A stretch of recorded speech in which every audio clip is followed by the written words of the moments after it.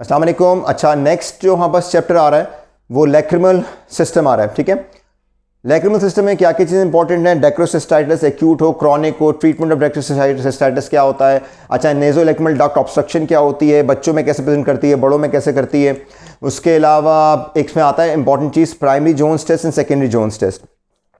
तो सबसे पहले हम ऐसा करते हैं कि हम स्ट्रक्चर ऑफ आई पढ़ लेते हैं, मतलब आई लेड के ले लीजिए कि उसमें लैक्रिमल ड्रेनेज सिस्टम है कहाँ पे। सपोज कहाँ से स्टार्ट करें, यहाँ से कर लेते हैं। चलो ठीक, दिस इज लेफ्ट आई। यहाँ पे लैक्रिमल ग्लैंड हमारे पास रखा हुआ है।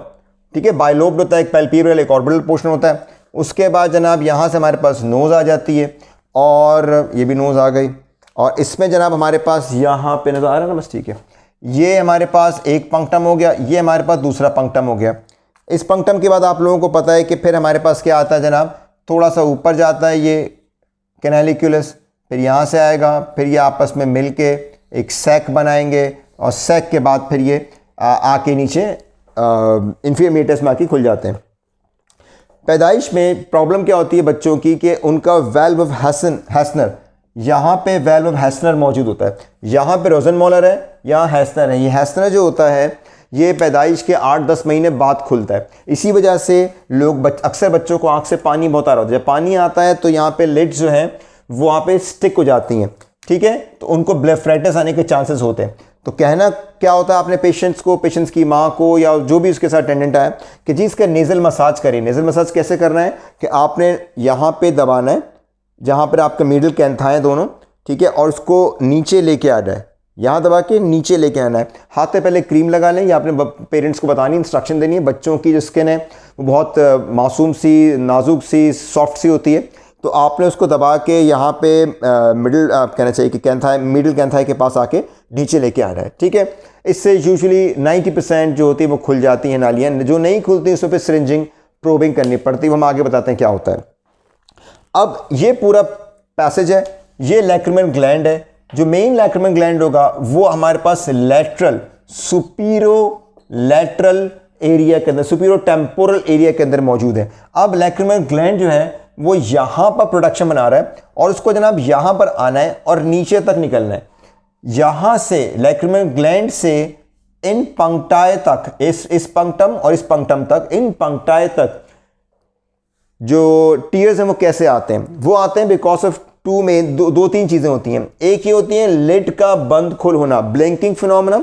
ब्लिंकिंग फिनोमेना क्यों होगा? क्योंकि हमारे पास यहां ऑर्बिकुलरिस ऑक्यूलाई मसल मौजूद है। ऑर्बिकुलरिस ऑक्यूलाई लिड को बंद करेगा, जिसकी वजह से पंपिंग एक्टिविटी की वजह से ये पूरा जनाब फ्लूइड घूमता हुआ आएगा। और फिर यहां पर ऑर्बिकुलरिस ऑक्यूलाई का ही एक पोर्शन होता है जो लैक्रिमल सैक, ये लैक्रिमल सैक हो गया रेड कलर का, इस लैक्रिमल सैक को खोलता है और बंद करता है, और इससे वो नेगेटिव सक्शन प्रेशर डेवलप करता है। जब नेगेटिव सक्शन प्रेशर होगा एक्सपेंड करने से तो टीयर्स यहां आ जाएंगे, जब वो कॉन्ट्रैक्ट करेगा टीयर्स नीचे जाएंगे। सिंपल।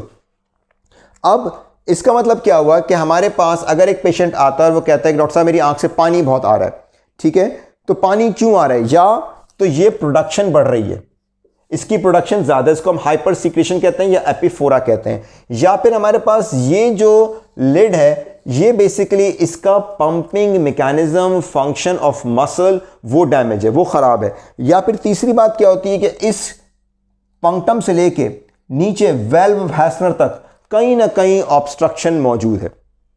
ठीक, अब अगर एक पेशेंट हमारे पास आ रहा है और हम ये देखना चाहते हैं कि जनाब इसकी हाइपर सीक्रेशन यहां है खराब, यहां प्रॉब्लम है मसल में, या इसमें प्रॉब्लम है, तो इसके लिए उन्होंने जनाब वो Jones test, primary Jones test किया। मगर वो कहते हैं कि प्राइमरी जोन्स टेस्ट जो है या सेकेंडरी जोन्स टेस्ट वो उस वक्त किया जाता है कि जब नेज़ोलैक्रिमल डक्ट पार्शियली खुली हुई हो, यानी कंप्लीटली ऑब्स्ट्रक्ट ना हो। अब इसका प्रोसीजर कैसे करते हैं? इसमें करते हैं कि फ्लोरेसेंट आई ड्रॉप आंख में डाल देते हैं, और थोड़ी देर बाद जो कॉटन बड होती है उसको नाक के जो मिएटस होता है उसमें आके रख देते हैं, और ये देखते हैं कि क्या फ्लोरेसेंट डाई नाक में आई है कि नहीं आई। सही, अगर तो वो आ गई तो इन्फ्रेंस अलग है, अगर वो नहीं आई तो इन्फ्रेंस अलग है। अब हम उसको स्टेप बाय स्टेप लेके चलते हैं। हमने फ्लोरेसेंट आई ड्रॉप इसमें डाला, डालने के बाद जनाब हमने नाक के पास कॉटन बड रखी। सही, और जनाब क्या हुआ कि हमारे पास कॉटन बड स्टेन हो गई। इसका मतलब क्या हुआ, इसका मतलब क्या हुआ कि हमारे फंक्शनिंग नॉर्मल है और ये खुला हुआ है, तो प्रॉब्लम कहाँ होगी, यहां। अगर ये स्टेन हो जाता है तो फिर हमारे पास hyper secretion is the main cause, epiphora is the main cause, lacrimal gland की प्रोडक्शन हमारे पास ज्यादा हो रही है। एक बात। सेकंड बात, सपोज जनाब हमारे पास कॉटन बड स्टेन करते हैं, नीचे डालते हैं, और कॉटन बड जो है मीटस में आके हमें पता चलता है कि कुछ स्टेन ही नहीं हुआ, तो फिर हम क्या करेंगे, फिर ये करते हैं कि हमारे पास जब आंख को वॉश आउट करने के बाद एक हमारे पास सिरिंज होती है जिसमें सेलाइन भरा होता है, 10 cc सिरिंज ले लीजिए, 5 cc सिरिंज ले लीजिए, और सेलाइन वाली सिरिंज का मुंह हम इसमें डाल देते हैं और फिर पुश करते हैं। सपोज पीछे पूरी सिरिंज है, हमने पुश किया, और जनाब अगर तो डाई यहां पर आ गई थी, सही, अगर डाई यहां पर आ गई थी और मैंने यहां से पुश किया और ये डाई नीचे आ गई, इसका मतलब क्या हुआ कि जनाब प्रॉब्लम यहां पे थी, वो बेचारी यहां तक फ्लोरेसीन पंपिंग एक्टिविटी ऑफ आईलिड से यहां तक तो पहुंच गई थी, लेकिन जब वो कॉन्ट्रैक्ट हो रहा था मसल तो नीचे जा ही नहीं पा रही थी। इसका मतलब ऑब्स्ट्रक्शन कहां पर हो गई, नेज़ोलैक्रिमल डक्ट में। अगर मैंने दोबारा बता रहा हूं सिरिंज मारी और स्टेन डाई फ्लोरेसिन वाली कॉटन बट महसूस हो रही है, इसका मतलब वो यहां तक पहुंच गई थी, प्रॉब्लम यहां नहीं है, प्रॉब्लम यहां है। लेकिन अगर वो कहते हैं कि जनाब हमने सपोज ये हमारे पंक्टम है, ठीक है, और जनाब ये कैनालिकुले आए, यहां पे आए, और हमने यहां से सिरिंज में पानी मारा, पानी सिरिंज में हमने मारा, और जनाब हमारे पास कुछ भी नहीं आया, मतलब सिर्फ पानी का पानी आया, फ्लोरेसिन नहीं आई। अगर फ्लोरेसिन नहीं आई, इसका मतलब फ्लोरेसिन जब हमने यहां पे आईलिड या कंजंक्टिवल सैक में डाली थी, तो कंजंक्टिवल सैक से लैक्रिमल आपका जो वो ऑर्बिकुलरिस ओकुली थे, उनकी पंपिंग एक्टिविटी अच्छी नहीं थी, वो मसल्स खराब थे, function of muscle is affected, तो उसने यहां तक सैक तक डाई को पहुंचाया ही नहीं, ठीक है। तो इसका मतलब क्या हो गया कि यहां पर हमारे पास फंक्शन ऑफ मसल अफेक्टेड है।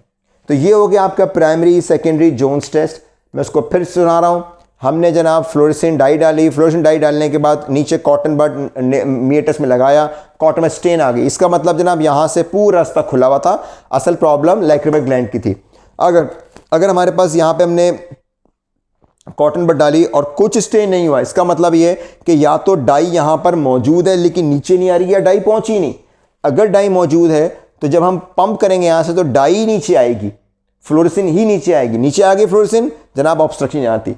अगर मैंने पंप में पानी मारा और पानी आया, फ्लोरेसिन नहीं आई, इसका मतलब फ्लोरेसिन जो हमने कंजंक्टिवल सैक में डाली थी वो यहां पहुंची नहीं, ठीक है।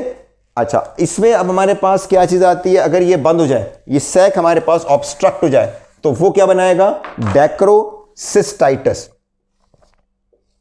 ये पंक्टम रहा, ये पंक्टम रहा, ये आ गया, ये सैक आ गया, ये आपको अगर तो ये कहीं ना कहीं ऑब्स्ट्रक्शन है तो पानी यहां खड़ा हो जाएगा, जब पानी खड़ा हो जाएगा तो इन्फेक्टेड हो जाएगा, दैट इज डेक्रोसिस्टाइटिस। डेक्रोसिस्टाइटिस जो एक्यूट कंडीशन होगी उसमें हमें एंटीबायोटिक्स देनी पड़ेंगी पेशेंट को, सिस्टेमिक खाने वाली एंटीबायोटिक्स, ठीक है। उस वक्त कतई तौर पे बिल्कुल कॉन्ट्राइंडिकेटेड है कि हम नेज़ोलैक्रिमल डक्ट की सिरिंजिंग, प्रोबिंग या कोई और सर्जिकल प्रोसीजर करें, ठीक।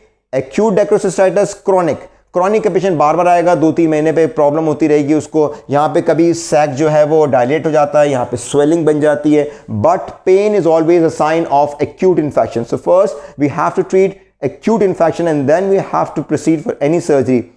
सर्जरी में कभी भी याद रखिए इन्फेक्शन नहीं होना चाहिए, infection is the contraindication for the surgery and this is not an emergency surgery, तो हम पेशेंट को वेट करा सकते हैं, ठीक। अब पंक्टम वगैरह हो गया, सही है। नेज़ोलैक्रिमल डक्ट का भी आपको पता चल गया। एक प्रोसीजर होता है जिसको हम कहते हैं DCR, डेक्रोसिस्टोरेनोस्टोमी। उसमें हम क्या करते हैं, उसमें हम ये करते हैं कि जनाब हमें नेजल बोन जो है, नेजल बोन, इसके अंदर एक ओपनिंग बना देते हैं, बस आप इतना याद रखिएगा, नेजल बोन के अंदर ओपनिंग बना देते हैं, और जो भी पंक्टम के से पानी जा रहा है इसमें एक ट्यूब डाल देते हैं, वो ट्यूब डायरेक्ट नाक में आके खुल रही होती है। तो we have to make an opening inside the nasal bone, जिसकी वजह से हमारे पास फ्लूइड जो है वो डायरेक्ट सैक से होता हुआ नेज़ोलैक्रिमल डक्ट को जो है वो क्रॉस कर जाता है, बाईपास कर जाता है। That was about, I think मेरे ख्याल से इसमें 2-3 चीज़ें ही है और ज़्यादा करने की ज़रूरत नहीं है।